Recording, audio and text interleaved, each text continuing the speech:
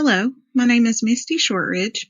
I'm a second-year student working toward my degree in K-5 education. I've chosen to title this presentation, The Anti-School Student Becomes the Teacher. Because if you had told my teenage self that I would one day be pursuing a degree in education, I would have laughed at you. After I learned to read, I never found any enjoyment in my educational experience. I felt that the format of traditional schooling was stifling and too impersonal for most students to get excited about. This outlook on my education has colored the way I've chosen to school my child, we've chosen homeschooling, and it will color how I interact with education throughout my life.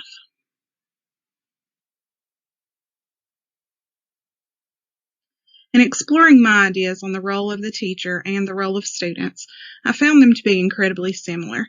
So I chose a Venn diagram to visually convey this. I think both students and teachers should be curious, adventurous, ever-learning, flexible, and excited about learning. The distinction in the roles, for me, stems from my general feelings about the roles of children. I think that childhood should be full of fun and play. Essentially, it should be carefree. And by default, all the responsibility of life falls on the adult in the room.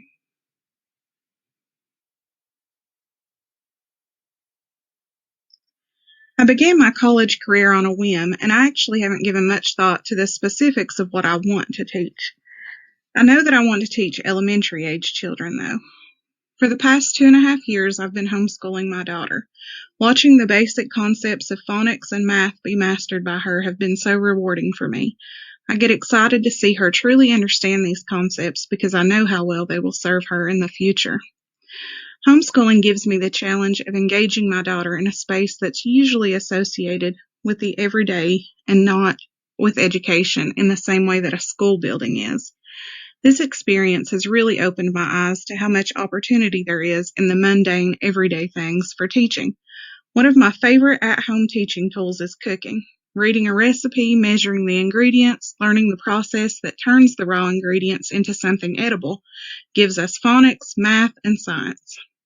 And then, of course, art and music are easily incorporated into cooking moments.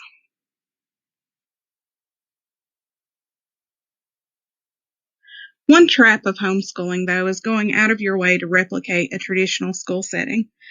Since I feel that I didn't get much out of my traditional setting as I would have wanted, I happily embraced creating a non-traditional learning environment at home.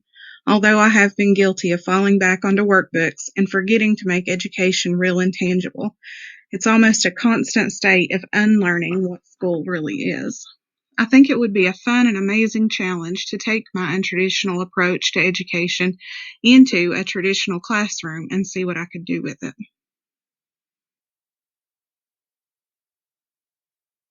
My short-term goals are to take the education that I'm receiving and use it to improve the education that I'm giving my child at home. Long-term, I don't really know what the future holds for me. I can't say right now if I want to work in a traditional school setting or if I'm only planning to use my degree for my daughter's personal education. But I know that my goal is to make whoever I end up teaching fall in love with education.